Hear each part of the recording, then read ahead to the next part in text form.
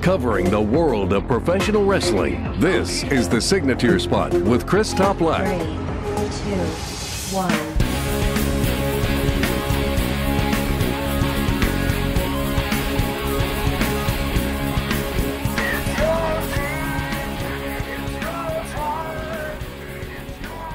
Thank you very much for tuning into this special episode of the Signature Spot with Chris Toplack. What makes this so special? I will be going over my full live experience at NXT TakeOver Toronto along with SummerSlam. I spent the entire weekend with my wife in Toronto, stayed at Hotel Novital, plenty of great food and drink options in the area, loved both shows, and when I grade both shows, I'm going to base it on the quality of the show along with the entire live experience because it is so much better live. You hear that cliche, but it is true. And as much as I love the city of Toronto, I am happier as a visitor than to live there because it is so bloody hectic. It's much easier by foot, by the way. If you attempted to travel around by cab or by car, power to you. I do not have the patience for that, and I'm a very patient individual. Maybe next time they have this big weekend in Toronto, we can arrange some sort of meetup. I think that is something that was lacking, to get some fans together, listeners of this show together. We can go eat, drink, talk wrestling, share our passion together. That is my one major takeaway from the weekend. While there's that weird contingent of bitter fans, nothing can make them happy, there are also those fans that share in this passion together, and it bonds them. So I chatted with some different individuals throughout the weekend. Mostly we kept to ourselves, my wife and I. But of course we were friendly, still talkative with plenty of fans, bumped into a few people here and there, so it was great to see them. And as I noted, maybe next year or the year after, whenever they come back, because they'll be in the Boston area next year, I think, for SummerSlam weekend, we can arrange something together where we all get together, have a good time, and talk wrestling. So enough about that. It was a fantastic live experience on both days, but let's talk about NXT. The thing about NXT is it feels like an opener for a big band, and the opening band blows away the main attraction. I'll get to SummerSlam momentarily. It was a great show, but NXT TakeOver always raises that bar just a little bit higher, right? So let's start with getting to the arena. So I got there, and the hard side of the camera was a little bit tarped off. I would say when it was at capacity, maybe 90 to 95% full. I was informed about 13,000 plus in attendance. That checks out. So very rowdy, very passionate fans. If you've never been around the NXT audience, it's a different breed. And I'm part of that breed as well, too. Maybe not as loud as some of the other NXT fans, but they get into it. All you hear is Adam Cole, and then the other side of the arena will yell, "Baby!" And that happens at least 20 to 30 times throughout the show. But I've been to Full Sail to watch the tapings. I've been to the previous NXT TakeOver in Toronto. I've been to house shows. In the atmosphere, it's just completely different. There's a different level of passion there. Again, I feel as though we're supporting this band that's not quite Nirvana, but they're still pretty big in their own right. So let's start with getting there. Again, it was a great atmosphere, had some rowdy fans around me, all very polite, by the way. So it started off with some tapings. If you don't want a spoiler of them, it's for Wednesday's TV show, so you can maybe just preemptively just skip this part over the next couple of minutes. But I want to go over it anyway. So Breezango made their long-awaited return together as a tandem, and it was Tyler Breeze and Fandango. They both received a big pop. Tyler Breeze is from Canada. And Fandango, again, he's been out for many, many months. They defeated the Forgotten Sons, that's Steve Cutler and Wesley Blake, with Jackson Riker. Now, Jackson Riker got involved way too often. The referee promptly said, "Go to the back, don't need you there." So, again, the crowd really came to life with Fandango and doo-doo, as you can expect. And then also we saw the finals of the NXT Breakout Tournament. I predicted originally this would take place on the NXT card, but again, they mostly only have about 5 matches in total. 6 would be far too many. So the finals took place. Jordan Miles, formerly ACH, Again, he's best well known for his stints in ROH in Japan versus Cameron Grimes, formerly known as Trevor Lee in PWG and Impact. I like him because he's very resourceful, very odd style, yet very technical. And then Miles on the other side, it's just a beautiful style, right? He's just a high flyer, and his just entire moveset is very smooth. So he got his arm raised, and he won with this brainbuster 630 type combo. A sight to behold, by the way. So he wins the tournament finals. William Regal congratulates him on stage, and then boom, we're on track for NXT TakeOver Toronto. And again, the crowd was hyped. I predicted it was going to be Candice LeRae and Io Shirai kicking off the card, but it was the NXT Tag Team Championship. And that seems to be par for the course. By the way, I'm sipping on some cold brew. Do not mind me. I'm making this through in one take. I never cut this up, by the way, just so you know. I come into this with a few notes. So we're live, baby. Some water, some cold brew. Got up not too early this morning. By the way, I should note that I stayed an extra night in Toronto to avoid coming back at like 2 in the morning, right? I'm 2.5 hours away, maybe closer to 2 hours when the traffic is not congested. But I got back at about, a couple of hours ago. So here I am recording, fully rested, but still pumping some cold brew through my veins, baby. So for the NXT Tag Team Championship, it was the Street Profits versus the Undisputed Era. They kicked off the show. That was a great match. I'm not sure how it came off on television, but the Street Profits were really over.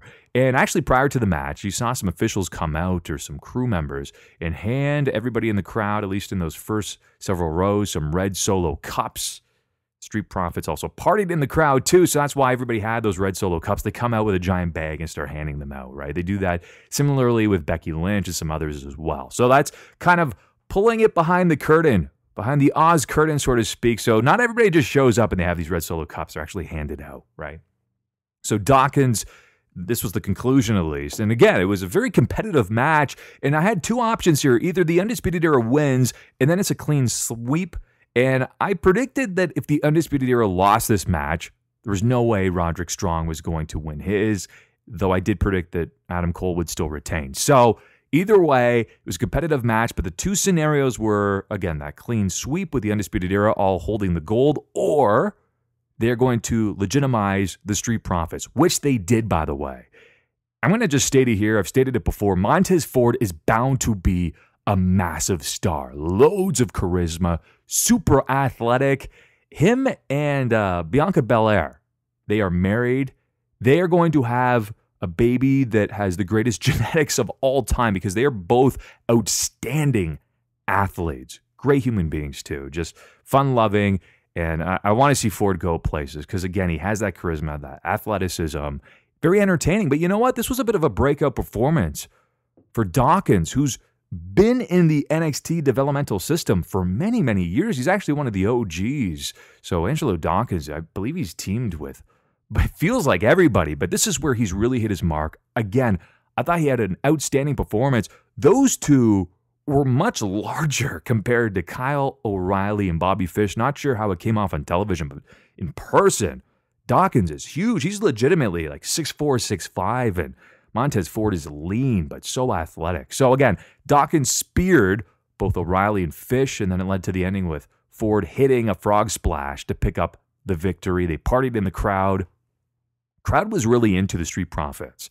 I thought it was an outstanding way to hype up the show because the Street Profits always bring the smoke, so to speak, right? So they are still your NXT Tag Team Champions. Ricochet was shown in the crowd as a guest. He received a big pop. I always have so many fond memories of Ricochet in NXT, so it's great to see him there. I believe he was a very vital part of the promotion, even though he was only there for a very short period of time. Next up, Candice LeRae versus Io Shirai.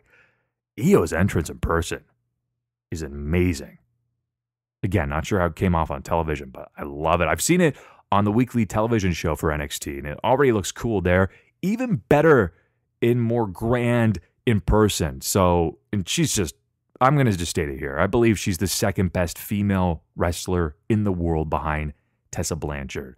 I hold Io Shirai in a very, very high regard. And Candice LeRae, this was a breakout performance for her because keep in mind, not many people really knew who Candice LeRae is or was, because many just assume, hey, you know, she's the wife of Johnny Gargano. Johnny Gargano, larger than life in NXT, and we'll get to him momentarily. But Candice really needed to hold her own, and she did here against a very game Io Shirai. Very competitive matchup. Some great near falls, too. I thought that this could have been a sleeper for match of the night. Yes, we knew, spoiler, Adam Cole and Johnny Gargano was probably going to steal the show. They did. But Candice LeRae and Io Shirai was actually probably my second favorite match. I really, really enjoyed it. And in reflection, I enjoyed it even more. So the finish came, and I thought it was like a modified triangle choke when I was watching. It was a Koji clutch with an arm trap. And LeRae passed out, which I thought was outstanding. Again, she's that proverbial underdog similar to Johnny Gargano. So Io Shirai defeats Candice LeRae. I really think Io Shirai could have that long run holding the championship where she's virtually unbeatable, similar to Asuka. I think that it would be a great move because who's next for Shayna Baszler? Like, really? I mean, if Candice LeRae won this match, and by the way, she was not ready for a championship opportunity, she would be the logical choice. But who's next now? We'll get to that in just a second.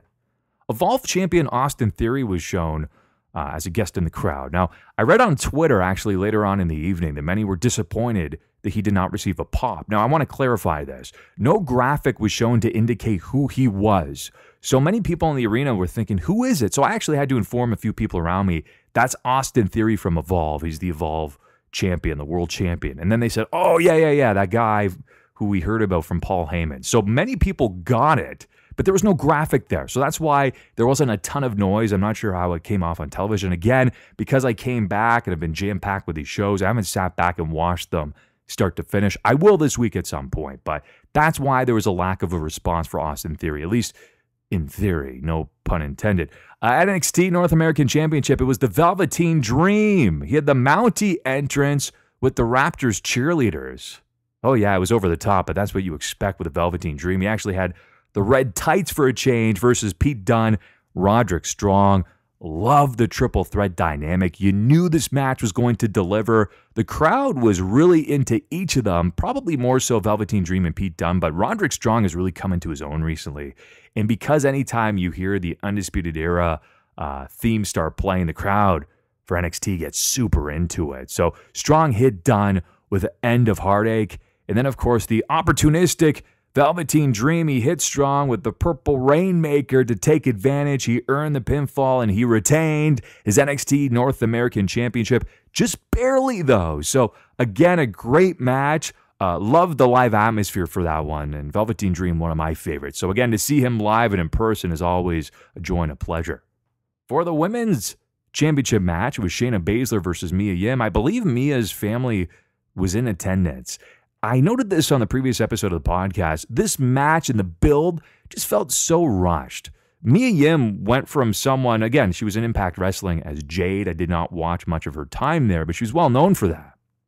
So she comes over to NXT, loses some matches, doesn't get featured quite a bit on television, and then all of a sudden, it feels as though overnight, she's challenging Shayna Baszler for the NXT Women's Championship. Again, I thought it was just a tad too rushed, and I adamantly believe there was no way Mia Yim was going to win.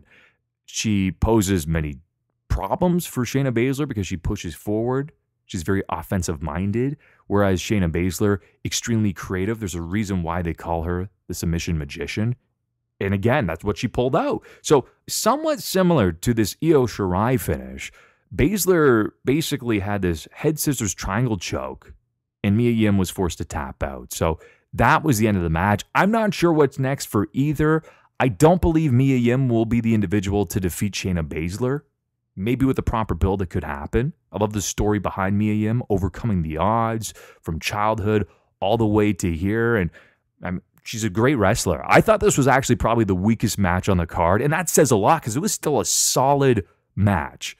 So that speaks volumes to any other card where you point to that, say, this was the weakest match on the card, and yet, again, still outstanding compared to most. Walter was shown in the crowd, by the way. Tyler Bate as well. Both received a great reaction. Obviously, the NXT crowd is familiar with NXT UK, and you should be if you're not watching it. An outstanding weekly program. So those two will square off NXT TakeOver UK just a matter of weeks. So that's why they were both shown there. And of course, I should note, by the way, I posted this on Twitter. If you don't follow me, at Chris Toplack on Twitter or at Signature Spot on Twitter. I mean, I'm more active on my personal account, to be honest. I have more followers there. But it was a 2 out of 3 falls match for the NXT Championship. Again, I basically compared it to 3 Stages of Hell match with Adam Cole and Johnny Gargano. So I did post a picture. There was a structure hanging above the ring. It looked like a cage. That's exactly what it was. And it was draped with a black cloth. Now, again, was it Hell in a Cell? Was it a steel cage? I don't know.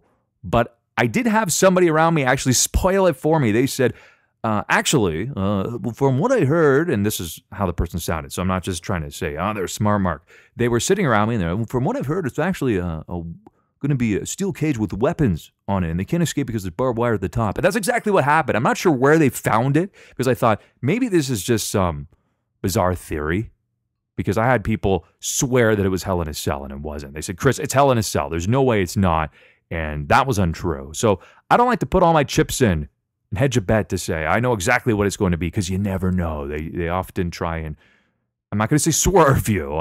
This isn't a Vince Russo, but sometimes they will try and trick you a little bit into misleading you, so to speak. So, again, it was a wrestling match for the first fall, street fight for the second, and a weapons cage match for the third. So, again, I thought it was outstanding.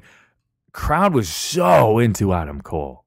Mind you, Johnny Gargano received a great ovation, but Adam Cole is the most popular star in NXT history. I've said it, but people love him. They boom when he comes out. Of course, yes, literally with that part where he points his finger out with the thumb and boom, but they are so loud and boisterous for Adam Cole, and rightfully so. I'm totally into Adam Cole as well, too. I think he's a great heel champion, and I've actually compared this feud, and I've done this by design as well, too, just to show you how prominent I place this. I really feel as though I would compare it to Bret Hart versus Shawn Michaels, because both of them are that good. And they're both in their primes, so it makes it even better. So let's go to the first fall there as a wrestling match. It was just a very typical match there, but I still thought it was solid. I read a couple people online, perhaps bitter critics, that were saying, hey, the first 2 falls weren't that great, and then that cage match is where it all came together. I thought all of them were fantastic. By the time the cage match came together, I believe everybody, at least the people around me, we were so invested, saying, this match is so incredible. So nevertheless, first match takes place, and basically Johnny Gargano gets himself disqualified. But I thought it was actually a smart move, because if the next match is a street fight, he'll take the DQ there and just proceed to beat him up with a steel chair. So yes, it did invoke a DQ first fall finish there, so in favor of Adam Cole. But then what happened after that was Johnny Gargano started beating him up, and those chair shots start to add up. They start to weigh heavily on your body. You start to really feel it. So then what happened was Johnny Gargano did that lawn dart maneuver, threw him into the corner, into a steel chair, and then he locked in the Gargano escape. He picked up the tap-out victory there, so we're even Stevens, 1-1. And keep in mind, this match lasted about a total of 50 minutes.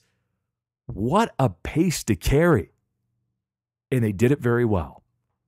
Because by the time they went into that third fall, I think they were already about 30 minutes in. So then, of course, the do. You hear that theme song, or that weird music, the ominous music, because you know the cage is coming down. It comes down, and then you see all the weapons on the cage. You see the barbed wire. You see so much on there: steel chairs, kendo sticks, sledgehammers, you name it. It was on there.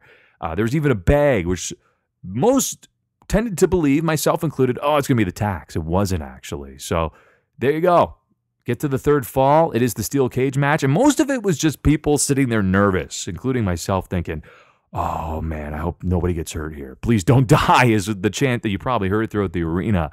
So there was a ladder in there that Adam Cole brought down. He threw it pretty aggressively at Johnny Gargano, who managed to duck out of the way. So a great match overall. The conclusion saw Adam Cole get his arm raised basically because they fell off top of the cage. I caught a quick video of it as they were falling. It's like 4 seconds long. You're so in the moment. I don't want to sit there just standing, recording on my phone. I want to really get involved and take it in as a fan with my own two eyes, not through my little 8+ screen there from my iPhone. So either way, they both fall through the tables from on top of the steel cage. And even prior to that as well, too, you had Johnny Gargano rip off some barbed wire. So he takes the barbed wire, wraps around his hand, and people are chanting, "You sick." Well, you know the word. So that transpires.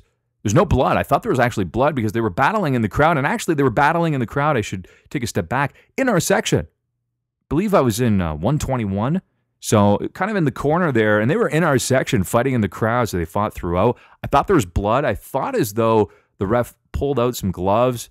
Did not happen, though. So either way, they go through those tables later on. Adam Cole manages to drape his arm over Johnny Gargano. And he wins in that third stage of hell, essentially, in that weapons cage match. Adam Cole, baby, is still your NXT champion. Cue the Undisputed Era to show up and celebrate in unison together. Now, fortunately, or unfortunately, I should say, they did not have their own championship gold to be proud of and hoist above their shoulders. But at the same time, Adam Cole, their fearless leader, is the NXT champion. So they go off. And then there were some serious thank you, Johnny chants, as there should be. And that was following the conclusion of the show. I believe it was available on WWE.com. It was after the show.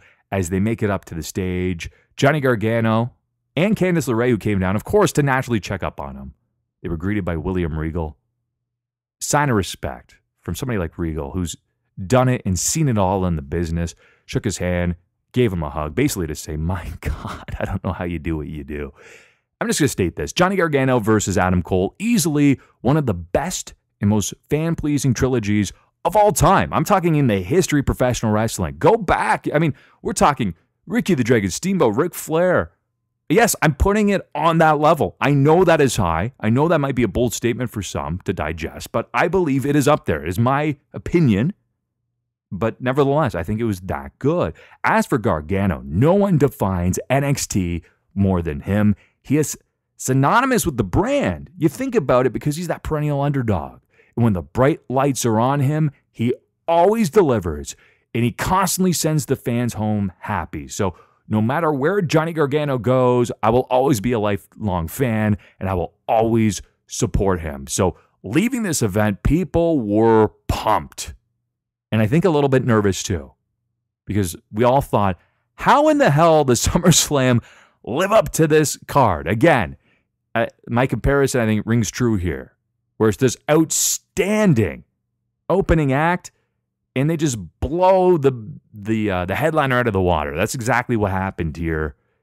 I would have to say, I mean, by default, when I'm giving a grade for NXT, I basically start in the A territory. So I would give it based on the quality of the card, along with the entire live experience, and the passionate fans, of course, too. Anywhere from an A to an A+. How could you not, right? Again, it was the highlight from the entire weekend. Now we get to SummerSlam as I take a much-needed swig of cold brew coffee. It was a very enjoyable and eventful weekend, so I'm still feeling it today. Not because I drank way too much. That really did not happen. It was more so just the fact that you become exhausted. I can't imagine anybody watching Raw and SmackDown, and some that even went to the ROH show on Friday. Could you imagine 5 days in a row worth of wrestling? Yes, it sounds like heaven. And don't get me wrong, I would definitely do it, but man, is it physically and mentally exhausting as well, too. So, got there at 4 o'clock, received an endless amount of reminders on my phone. I never bring the paper. I just scan it on my phone to get in. To be there for 4, and we were forced to wait for about 45 minutes. When we did get in, and the crowd filled in, it was a legitimate sellout. Not sure how it came off on television. I only went back and rewatched a couple of clips, which I will get to momentarily, but it was packed to the rafters, and the fans were really passionate. A different crowd from NXT, obviously. Not as much into the chants, but there were quite a few. And let me tell you, this was the Bizarro World as Vince would claim it to be. We'll get to that momentarily. But first, the kickoff show. 2 matches completely unannounced. We had no clue they were coming up. But the first one we did know, and it was Drew Gulak versus Oney Lorcan. Of course, Drew Gulak did retain. Now, both actually received pretty decent ovations, and it was a pretty solid match while it lasted. I think it was just shy of 9 minutes. Apollo Crews versus Buddy Murphy was up next. I'm excited to see both of them actually receive some television time. Buddy Murphy has basically been just kept in the locker room. He's supposed to be the best kept secret. That's apparently true because we never see him compete. So he was there. It did not last long, less than 5 minutes. All of a sudden, Rowan showed up, power bombed him into the ring post, I believe. And then all of a sudden, he said, "Keep my name out of your mouth." That's because Buddy Murphy on SmackDown confessed to Roman Reigns, who basically had him up against the wall. It was Rowan who attacked you. Now, here's the weird thing. We didn't even see Roman Reigns throughout the evening to gain retribution. I guess they're leaving that for SmackDown. It looks like it's going to be a feud between Daniel Bryan and Roman Reigns, since it appears as though Daniel Bryan orchestrated the entire thing. Next up, we had Elias. As you can expect, he came out with his stool, the little musical medley in the ring, sang a song that basically knocked the city of Toronto, in particular the Toronto Maple Leafs, for not winning a Stanley Cup. Yes, it was a ton of heat. Then he also noted, "I can't wait to join my friend Kawhi Leonard in Los Angeles." Then all of a sudden, "You think you know me." Poof, poof, poof, poof, poof. Massive pop. I would dare say the biggest response of the evening because no one was expecting Edge to show up. So on this day, he shows up and he soaked it in, and rightfully so. So he gets into the ring, he stares down Elias, and then he lands a picture-perfect spear. Now, that spear was meaningful due to the fact that that was physical contact. We haven't seen that from Edge basically since retirement because of the neck injury. So that was a big deal. No, he's not coming back. Don't jump to that conclusion, but still, it was a big deal. Massive pop. I posted some photos on my Twitter account at Chris Toplack. Couldn't capture a video. Actually, what happened, though, was I popped out very quickly to the bathroom. Elias was just starting. By the time Edge just hit his entrance, I just got back, and I thought, oh, if I missed that, I would have never forgiven myself. So that's why you have to really be strategic when you go to the bathroom. Don't consume too much to drink. I mean, basically, it's going to deter you from getting anything because the prices at Scotiabank Arena are ridiculous. Even getting water is $6.50. You want a beer? Well, if it's domestic, $13.50. And then the food, you're going to have to mortgage your house for that. Jeez. But I did make it back for Edge. I was glad I did because it was one of the best moments of the evening, completely unexpected as well, too. So again, I believe it was the biggest pop of the evening. And then we also concluded the kickoff show with Alexa Bliss and Nikki Cross versus the Iconics for the women's tag team titles. It's actually weird to see them be a match contested for those titles because they were basically never defended while the Iconics reigned as champions there. So Bliss won with Twisted Bliss onto Peyton Royce to pin her. It was very odd, though, how Alexa Bliss and Nikki Cross played the baby faces on this card. Nobody really expected it, but we thought, I guess we're supposed to cheer them, right? Over to the main card, and we received a nice little message. There will be pyrotechnics. And I thought, really? Are they going to bring back pyro? And they did. Hello, Darkness, my old friend. It was back. The pyro to kick it off. I saw somebody note on Twitter, what's the deal? It doesn't match the quality of WrestleMania. That's because WrestleMania is in a stadium. This is in an arena. Let's just take what we get and enjoy it. Pyro is back, baby, and that's all we should be excited about, right? It's just the fact that it's actually included once again. So to the main card, kicking it off was for the Raw Women's Championship. It was the man, Becky Lynch versus Natalya in a submission match. Excellent psychology from both women targeting limbs in order to execute their submission. Lynch eventually countered into the disarmer with Natalya tapping out. Dueling Let's Go Becky sucks chance. Again, Vince would deem this the bizarro world. So again, I love the psychology in this match. Natalya in particular early on trying to weaken Becky's leg for a sharpshooter. Very methodical approach. I thought it was a solid opener. For a while, it was probably the best match on the card. And the weird part, though, was that the match concludes, and I thought, hey, Natalya's going to get a nice little send-off, a nice little wave. It just kind of went to black, and she just snuck out of the ring with the referee. I thought that was unnecessary. At least give her moment. She put on a great performance, even though the feud was somewhat rushed and a little lackluster in terms of the build. I thought Natalya came into her own during about the last week of building towards this. So either way, great match to kick off the card. And then Goldberg versus Dolph Ziggler. So Goldberg had his entrance with pyro, by the way. It was great to see that back again. Ziggler quickly landed his super kick. He went for the pin. Goldberg promptly kicked out. The crowd was firmly, adamantly behind Goldberg. They were eating out the palm of his hand. Goldberg eventually speared him, hoisted Dolph Ziggler over his shoulders into a suplex position, and he landed the jackhammer. 1, 2, 3. It was just a little shy of 2 minutes. Post-match, Ziggler grabbed the microphone. He noted, Goldberg hits like a baby. This drew some laughter from the live audience. I loved it. Goldberg stopped dead in his tracks after being told he didn't have the guts to face him. Not a wise decision. Goldberg returned, landed another spear, then he promptly headed backstage. Deja vu, though. Dolph gets onto the microphone yet again. He noted Goldberg got lucky twice, and he's still a laughingstock. Not wise. Goldberg's music hit. Everybody was laughing. I thought it was fantastic. He returns, knocks the microphone out of Dolph's hand, runs the ropes, hits a massive spear. And again, Dolph Ziggler sold this so well.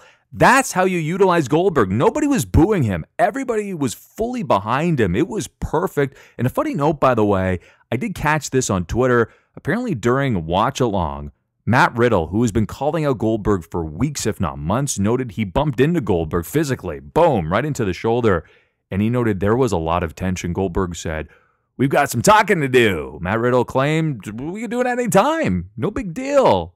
No problem, bro." And Goldberg noted on a few occasions, "Don't call me bro." Obviously, he doesn't know Matt Riddle very well. I don't think he could ever remove that word from his vocabulary. Next, AJ Styles with Gallows and Anderson, the OC, the numbers advantage versus Ricochet. Great reaction to both of them. Two of my favorites, so I was happy to see them both get massively cheered for the United States Championship. Gallows and Anderson. This was probably one of my favorite spots throughout the entire evening. Literally out loud, I went, "Oh my God," I sounded like Joey Styles because Ricochet basically walked the shoulders of Gallows and Anderson and then jumped onto AJ Styles, landed a Hurricanrana onto the floor. It was outstanding, and the conclusion was just as outstanding. Yes, there was, of course, some interference here and there, which led to the win in favor of AJ Styles. But Ricochet, in that final sequence, he went for a corkscrew move off the top ropes. AJ Styles caught him into the Styles Clash, and then he scored the pin. So AJ Styles retained. It was about 13 minutes long. Post-match, it was a beatdown. Basically, Gallows and Anderson hit the magic killer. And let me tell you, Ricochet is one of the best and purest babyfaces on the roster. I'm not going to spoil too much, but if I'm Bray Wyatt, maybe that's who I target next as The Fiend. I think it makes sense, personally. As for AJ Styles, sky's the limit. I think it was also a reminder of just how good both of these men are, in particular AJ Styles, because recently he's kind of faded out of the picture. Now that he's back, people are saying, yeah, AJ still is one of the best in the business today, and of course, I believe Ricochet falls into that category as well. This was a bit of a lackluster match, and I think it was because of the lack of build, but the crowd completely rejected Bayley, by the way. I'll let you know some of the chants that I overheard, but it was Bayley versus Ember Moon for the SmackDown Women's Championship. Ember came out to very little fanfare. I'm not sure how that translated on television, but some people were cheering, but not that many. I always love seeing Ember Moon, so I was a little disappointed. The crowd was just not invested, though. The second Ember's music hit, I'm not lying, hundreds, if not thousands, immediately got up, headed to the exits for a food, drink, or bathroom break. I'm not sure if you saw that on television or if they hid that well, but people were dispersing very, very quickly. And the Toronto crowd rejected Bayley. They were booing her, and they were chanting, "We want Sasha." And it was pretty loud, by the way, too. And again, they all left for their bathroom break. And in the conclusion, Bayley performed Bayley to Belly for the victory. Sadly, nobody really cared about that match. So they needed a pick-me-up after that. They found it with KO, Kevin Owens. I actually thought that while this card was a little disjointed in terms of how it was structured, this was perfect because after that they thought, yeah, you need somebody to pick up the crowd, and it was Kevin Owens. So Shane McMahon came out, and again, if Owens lost the match, he has to quit WWE, right? So Shane, he got some great heat there, actually, because, of course, it was the Greg Hamilton, best in the world. And then Kevin Owens made his entrance, and it was huge, massive pop, one of the biggest of the evening. He was pumped up. I love that theme music, too.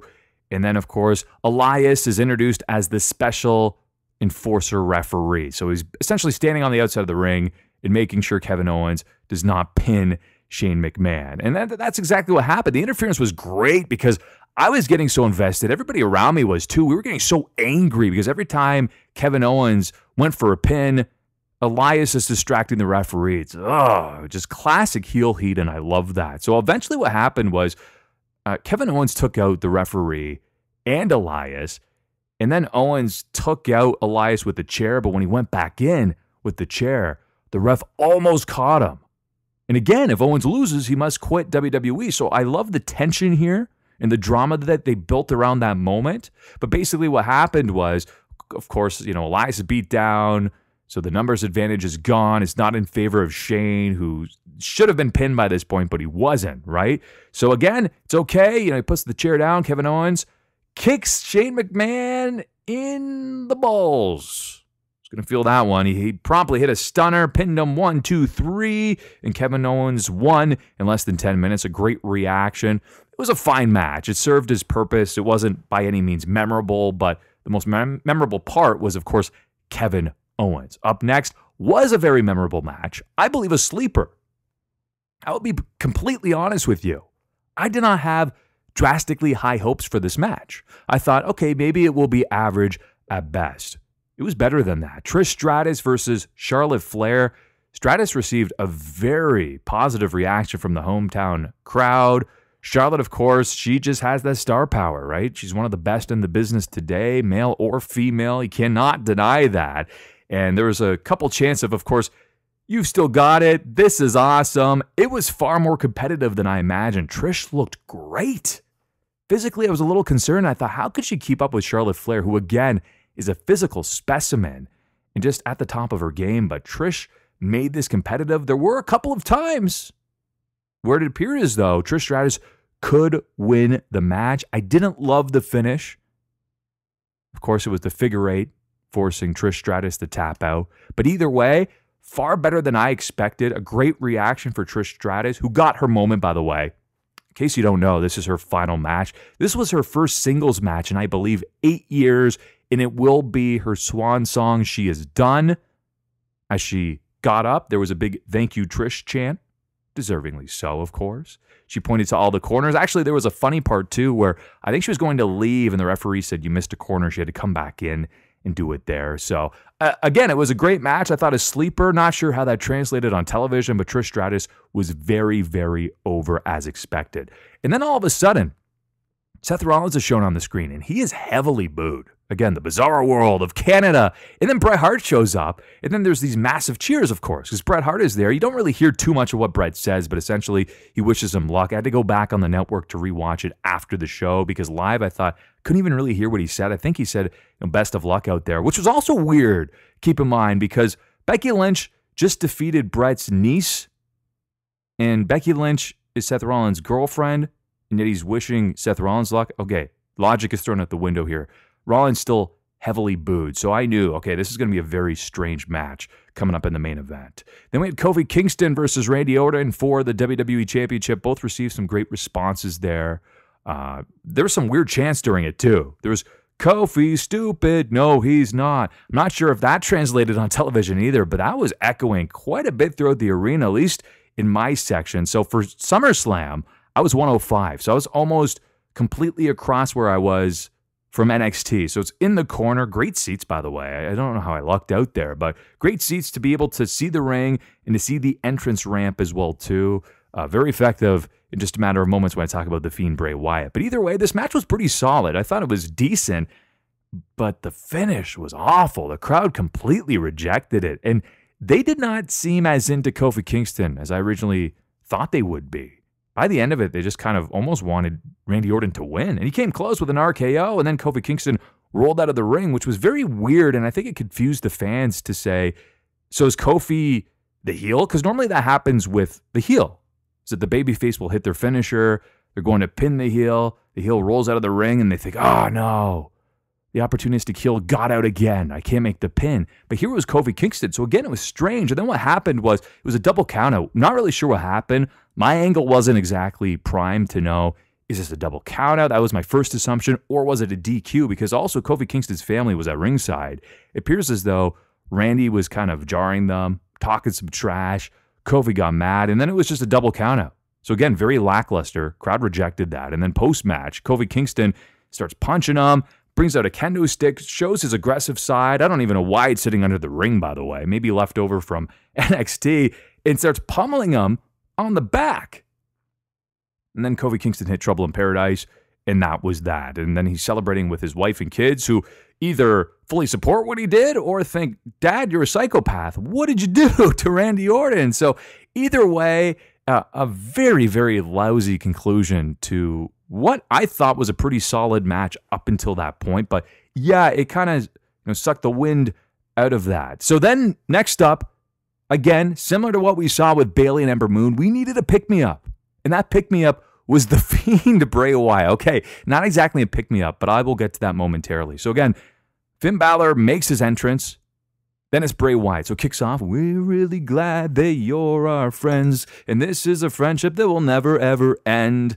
Lights turn off. I posted a video of this on Twitter at Chris Toplack. By the way, I did not post the entire entrance. As I noted, I didn't want to sit there just holding my cell phone the entire time. I wanted to just take it in, and the atmosphere was electric for the Fiend Bray Wyatt. It was something I've never experienced before. I have to tell you this. I've been to UFC events live, some big ones. I've been to dozens and dozens of pro wrestling shows. I've been to baseball, football, hockey, you name it. I've probably been to the event. I've been to golf. I've seen Tiger Woods. I've seen a lot of outstanding athletes, a lot of outstanding moments. This was maybe one of the best moments, if not the best moment I've ever experienced in person.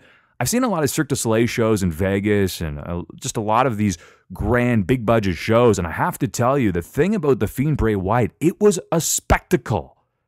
It was just so awe-inspiring and bone-chilling at the same time. So he makes this. There's the images on the screen. It says, "Let me in." Then his revamped entrance song plays. And I loved his previous one. This one is even better. So you have the heel hurt echoing in the background. Then you have the female voice come in. It gets a lot heavier. Whew. Is it ever effective in person? It is creepy. And then also, of course, so he's dressed in the Fiend gear. I didn't know if he would wear the mask throughout the match, which ultimately he did. And then also, he had this weird version of himself. It was like Bray's face, and it was all stretched out. And it was basically that lantern. But it was so bizarre. And then he gets into the ring. And then by the time the lights turned on, the crowd was chanting, "Holy shit."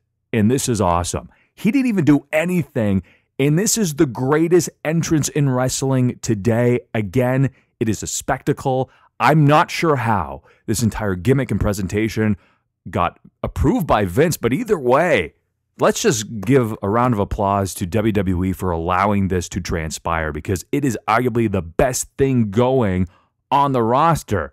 And as you can imagine, Finn Balor looked a little nervous. He sold out well. The camera zooms in on him, and he's thinking, what the heck? But yeah, everyone around me was freaking out. It was a very different vibe than, say, Edge, where we just exploded and we were loud. With Finn Balor being there, looking nervous, it played it off well. But as for the crowd, we were all sitting there with our jaws on the floor. And I kept saying to my wife, oh my God, this is the greatest thing I've ever seen in my life. It was just outstanding. To witness it in person, you have to see it, because on television, it's great. I went back, I watched it on the network. The camera angles were brilliant. They sold it so well.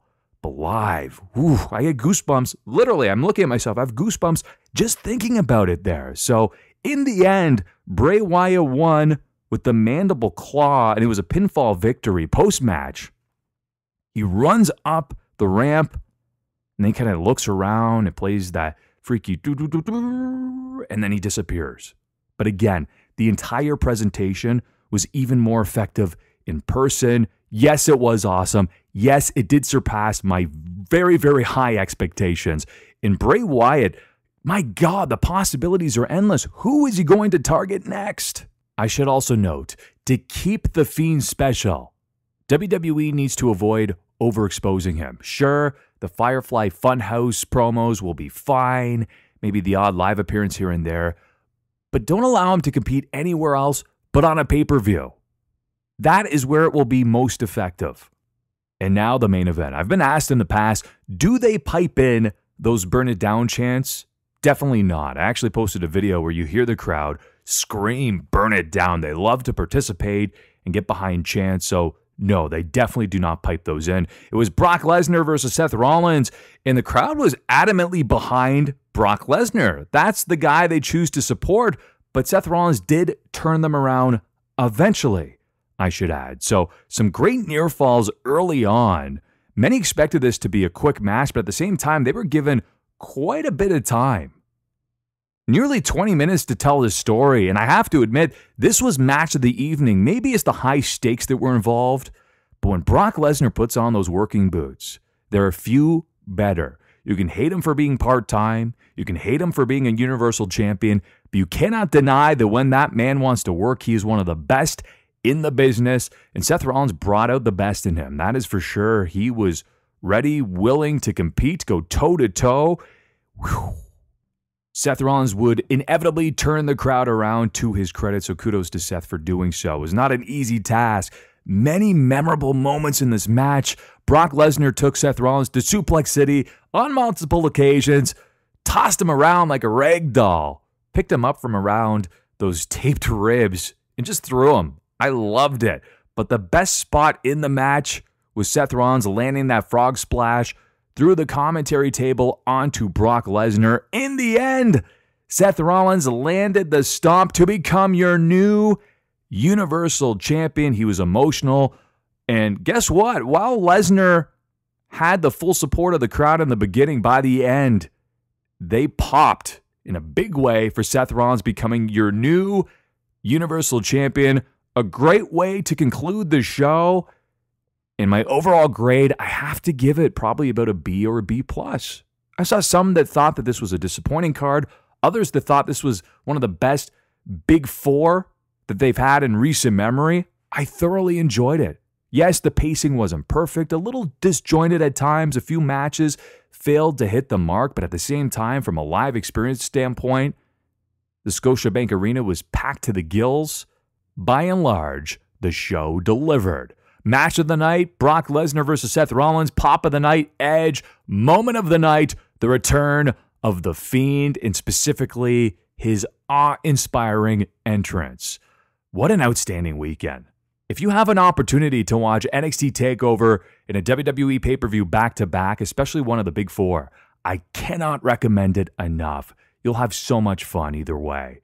As for the remainder of the week, I will be taking it off. This was the special episode. I didn't want to wait till Thursday. I figured better fresh than later. So I just turned on the microphone, yammered for about 30-40 minutes, and I really appreciate you tuning in. If you haven't already done so, here's a few things you can do for me. Hit subscribe no matter where you listen to the show, whether it's on YouTube, Spotify, Apple Podcasts, Stitcher, Spreaker, iHeartRadio, wherever. Hit subscribe. Leave a 5-star review if I've earned it, by the way. I'm not just going to blanketly say, give me a 5-star review. If I've earned it, leave me a 5-star review. And keep telling your friends, family, and fellow wrestling fans to tune in on a weekly basis. There's plenty of content here to catch up on. So until next Thursday, happy trails to you until we meet again. This concludes another episode of The Signature Spot with Chris Toplack. For new episodes, subscribe on YouTube, Stitcher, Spreaker, iHeartRadio, or iTunes. And don't forget to follow The Signature Spot on Facebook for exclusive clips, polls, and opinions.